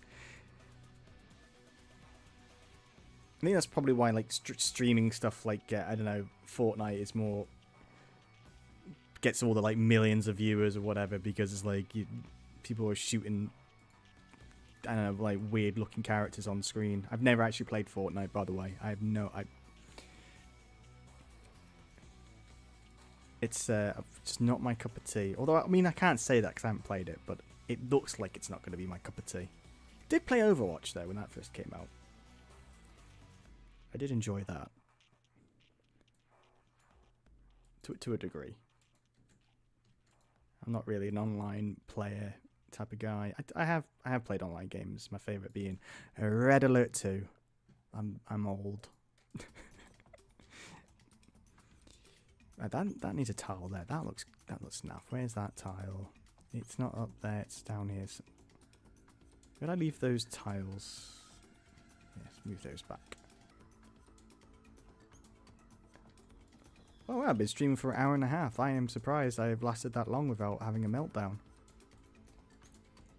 Because I was a bit nervous doing this to begin with. It is nerve-wracking.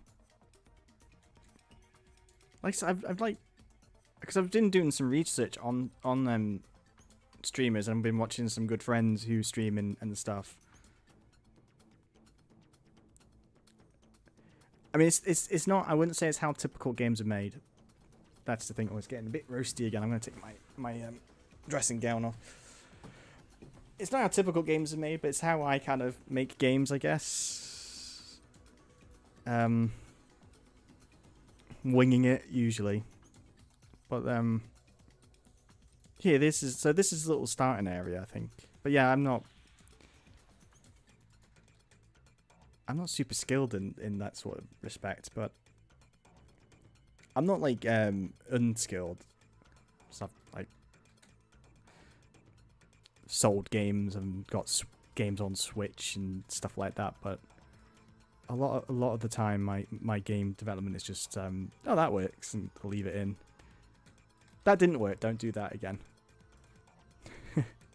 Actually, I think we need some more of these kind of things. I've only got one style of that, so let's bring in and make a couple more of these. This is just simple circles and like so. Pretty neat. This is. I think this is like you don't have to go overboard with tiles. You can just make some really simple patterns. I've learned as I've gone along in game dev, less is usually more. It's you can overcomplicate things with rules or art style. I think if you keep it streamlined, you have a style and you keep it, and it looks really messy. So just keep it simple. It's just I find that's probably like one of the like a good advice when it comes to art in these games. Less is definitely more. I'll just make one of these as well because we can have one there like that. There we go.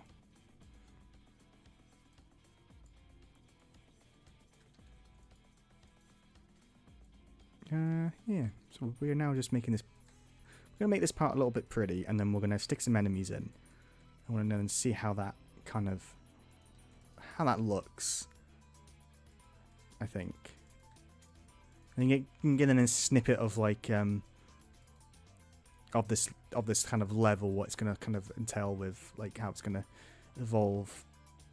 Because this is what I'll just spend hours doing, is just this and just building the level out. And it really is boring.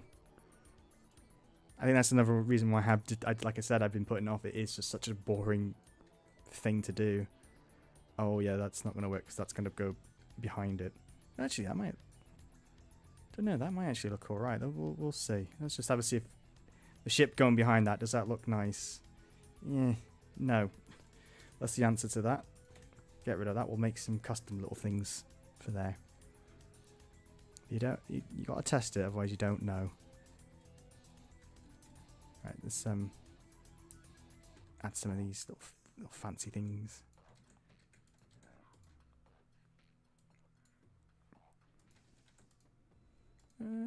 Yeah, oh, that'll do. And we got that area is mostly done. Let's have another. Do you know what? Let's add a couple of cool big trees here,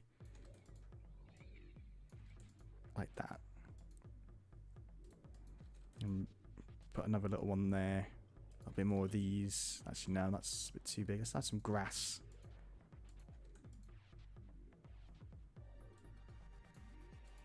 And a bit more grass there.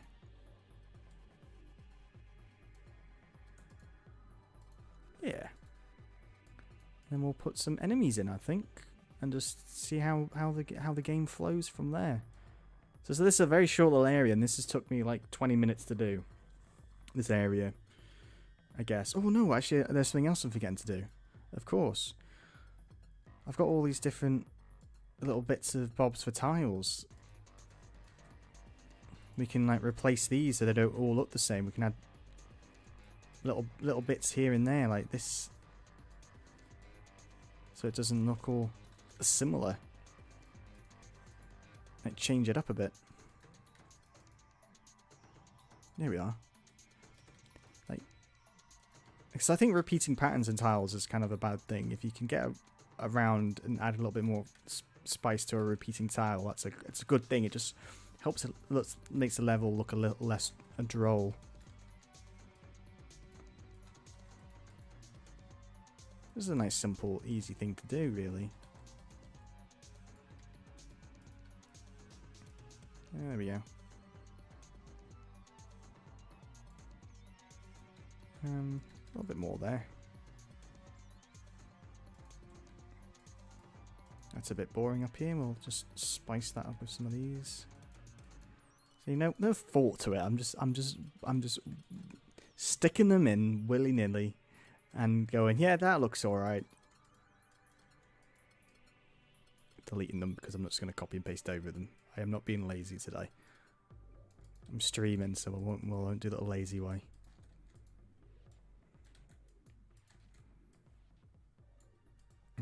That's it. There we go.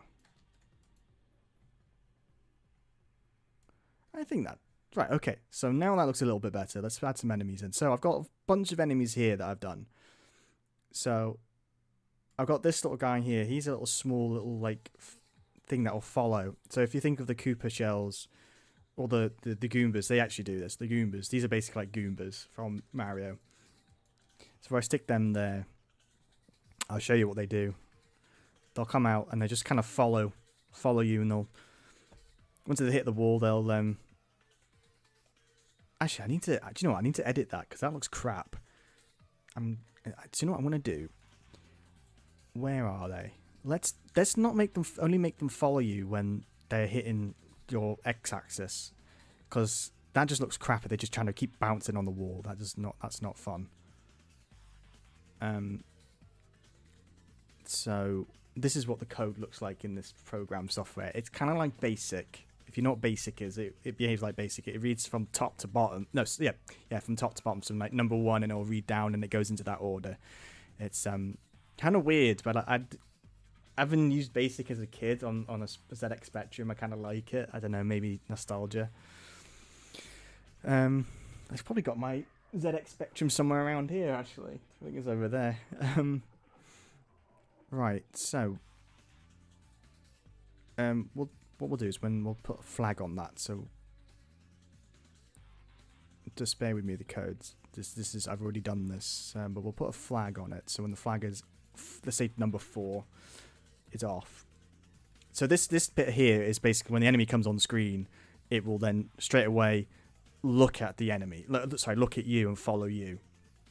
That's all that bit does. But the problem is that it constantly keeps doing that after every 32 frames of the game. It'll continuously make the character look at you. So what we're doing, actually, no, we'll do this a little bit different. Actually, I tell a lie. What we're going to do is like we're going to make it only do that bit of code, that bit of thing, when it's overlapping a little like teller. I've got a little X teller here, like a little X collision box. So if it's overlapping that, then it's going to do that code. So if you're on a different y-axis to the enemy, then it will stop trying to follow you. But then what we need to do is put in a another bit of code, so when it comes onto screen straight away, then it'll snap to you even if you're not on the same plane, same y-axis as the enemy. I hope that makes sense. I'm not sure. I'm not very good explaining of how enemies work.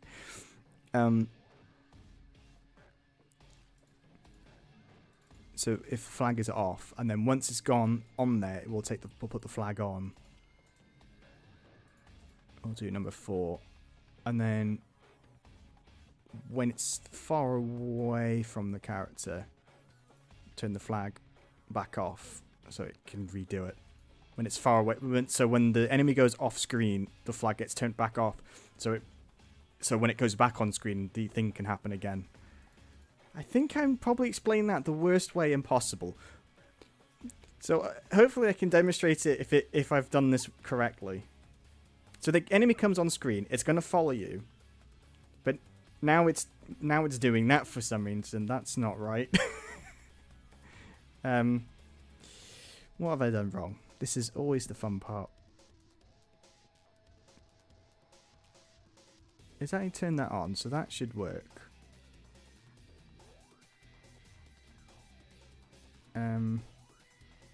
Oh. Whoops. I think that's why. It's doing it. It's when it's always on screen. It's doing it. This should hopefully. No. I have no idea. I should have just left it how it is. Whoops-a-daisy. Do you know what? Let's just get rid of that. Let's just deactivate these lines and just see what happens if I do it this way. Welcome to how terrible how enemies work, how I can't. Well, okay, so that works. So it only follows you, so that part works. It's something, I must be doing something wrong on the other part, because now this will follow you properly. I don't like how they stack though. Yeah, it is debug time. It's the fun time. So this part here doesn't work correctly.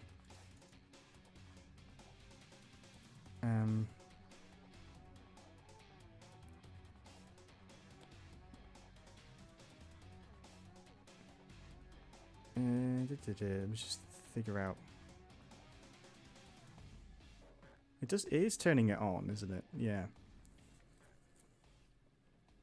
And the position is correct. I have no idea why that shouldn't work. It probably is a very dumb way why it's not working. If I maybe turn that down to 32 pixels, see if that works. Oh, that does fire the gun out while I'm not supposed to be firing a gun. Oh, he's still following you even. It's not...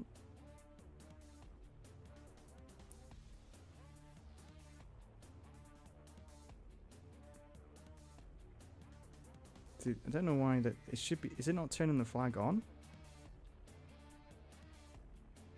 I'm using Click Team Fusion. It's something to do... I'm just having a hissy fit. You know what? Let's just... No, I've got jumping enemies. I'll actually show you. These are just supposed to follow you, but they're only supposed to... So what these are supposed to do is... What it's supposed to do is... only do this once once, basically. Do you know what? I might... Let's see if this works. This might actually do it. No, that's not it. Might be just overcomplicating things and should just there is an event that you can put in a bit of little like thing here that says only do it once. If it doesn't work, I'm just going to leave it and I'll debug it off live because. Oh, I think it's working. Yeah, it's working. There we go. So what I needed to do is I wanted them to only follow you when you're on the same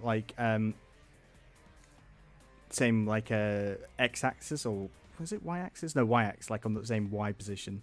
So when you're down here, they'll both follow you straight away, and then when you jump back out, they will stop. But I might add a little bit of a little code there so they randomly stop and start, because otherwise you get them clumped up like that and it looks a bit crap. So maybe if we can add a little bit of code in there so they just start and stop a little bit. I think that might be quite a nice little thing to do, because it just looks a bit... If they're just bunched up together like that, I don't like it. And it also helps with just killing the enemies. If they're on top of each other, then you have to shoot. It looks like you're only damaging because there's two on top. You'll kill one and there'll still be one there, and it'll look a bit funny. So we'll add something that will I'm trying to think about how to approach this. This is the problem, because I've not put in the stuff to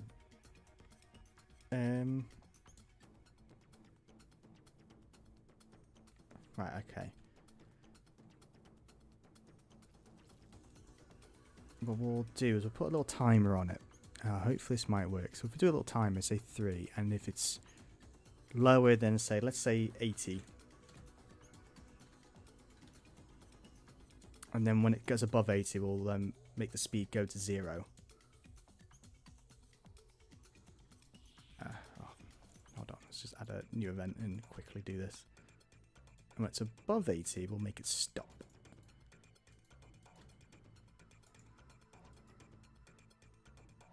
Yeah, that's what I'm working on. Yeah, so what I'm gonna do is it's gonna make them stop and then start at different times. I'm gonna add a random value that goes up in random increments. When it gets higher than a certain value, the character will stop, and then once it gets past then another value, the enemy will start moving again.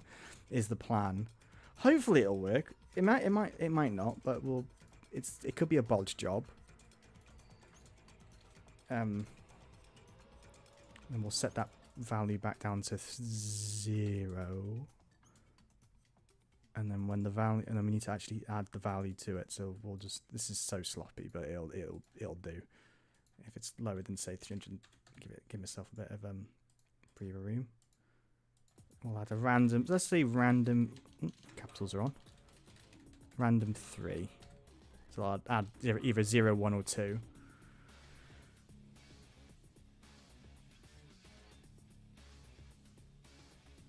Yeah, it's yeah. That's so. Hopefully we can get them out, desyncing them. This might work. This might not. Let's see. We're gonna have to do the bounding box a little bit better there. Is that working? I'm not sure. They should be stopping, but I don't know why they're not.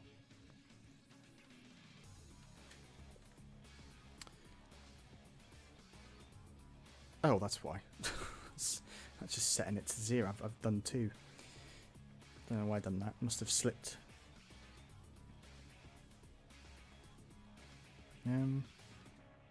We're still not working. It might be actually. I don't know. We'll just leave it as is for now.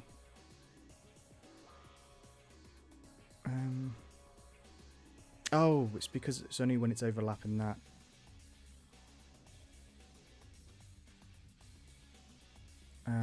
Hold on.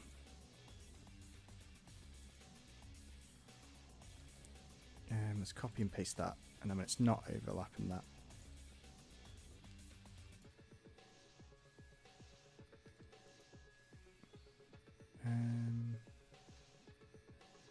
Get rid of. Bear with me here. I am in thinking modes.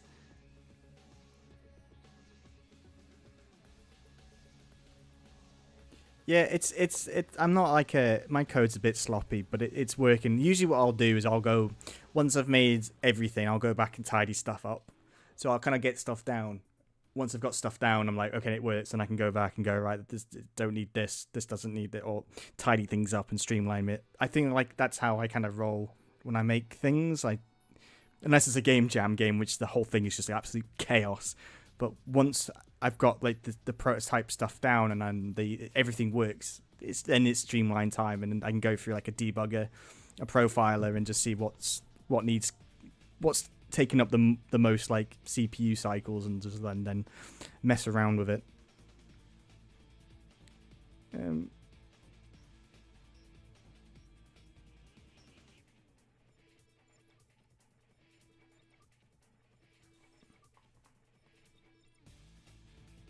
Reminds me of residual. I don't think I know what that is. To be honest, I apologise. I'll probably do. I don't know. Let me just oh, I've lost train of thought now. I mean, it's not overlapping that.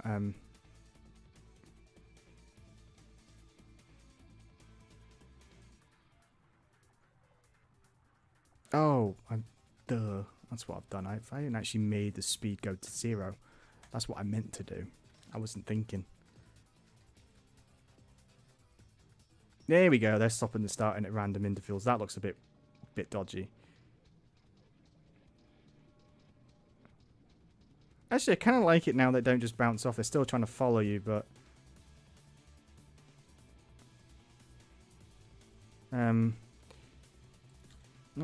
doesn't quite work. Alright, I'll just leave it for now. It'll do. It'll do.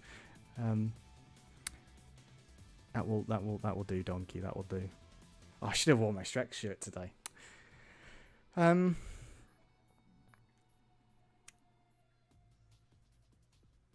what?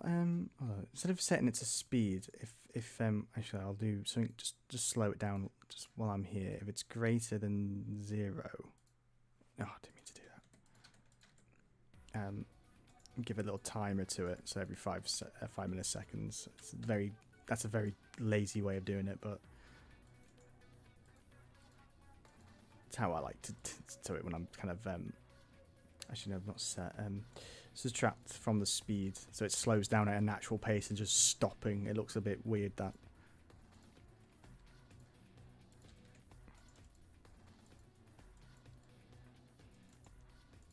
And then we'll add to the speed. It's being negative. Let's just see how this goes. Hopefully it won't. Well, they fall nicely, though. They're still doing that, but... I don't know, I kind of like that, but I'm not sure. Now they just keep going that way. They have no idea what they're doing. Yeah, I'll leave them. They're like me. I have no idea what we're doing. Alright, so whatever enemies do we have? Let's not dwell on that right now. Dwelling on... I've got little hoppers. I do have little jumping enemies, because I like jumping enemies. So, these things do hop. Let's show you these ones off. Let's show, like, the basic enemies I've got. So these take 2 hits to die, like, just get destroyed. So we'll destroy them before they get confused, bless them. Then we got little bouncers like this. And they bounce down. And they have different, like, they all do, have different heights and speeds. They'll randomize what they'll jump. And then they got 2 different types that they can do, heights and speeds. And then we've got these big enemies here with laser guns that will shoot. But we need to give them a little... I've got little colliders here that I need to put down. Because these will bounce them away. So they don't just go off with no... Because they don't have... These creatures here, not those ones, to jump past those. These ones here don't have physics. Because it saves on, like, CPU and stuff. It saves, like, on like, I can... If it hasn't got physics down there, it's less for the computer to kind of work out. So it's hopefully it streamlines the game. So, but I need these collider boxes instead of doing backgrounds, being lazy. So they don't have physics. That's the reason why I need these down. So it knows to stop there. Otherwise, if it didn't have one of those, it'll just carry on going because it has no physics. Because physics does take kind of like a lot of CPU up. It does the physics to them, and I'd rather use them for like boxes and certain enemies, like the jumping ones. Because the physics is a custom like physics engine kind of thing within this program.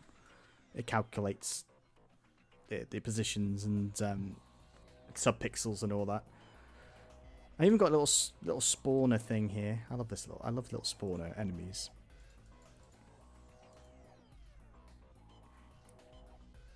And they shoot out little TVs. And you can kill them. I like little spawner enemies because you have to like deal with the spawns as well as the thing that spawns them out. So he's still confused. I'll fix that up in out of stream. But right. I think now though. I think I've been streaming for 2 hours, and I think I'm going to call it there for this first little test stream, because I didn't want to stream too long, and plus it's dinner time, and I'm getting hungry. I haven't eaten anything today, and I've had 2 cups of coffee, so I think 2 hours is a nice little test stream for it. I hope if anyone's watched it, they've enjoyed it, and my fumblings around at the end with the not how to make an enemy. I will fix him in the next time I stream. I will show him off fixed and everything. But anyway, if you have watched this and there's still people viewing my naffness, I hope you've enjoyed the stream. And I will hopefully stream again sometime soon in the foreseeable future, possibly tomorrow or Thursday or something. I have no idea. Because the thing is, I'm going to also be making the videos, the Dev Diary videos, and the next one's going to be enemies design. So I have to concentrate on that too. So anyway, I hope you've enjoyed it. Everyone have a really nice day. Take care. And I'll see you sometime soon. So bye for now. There we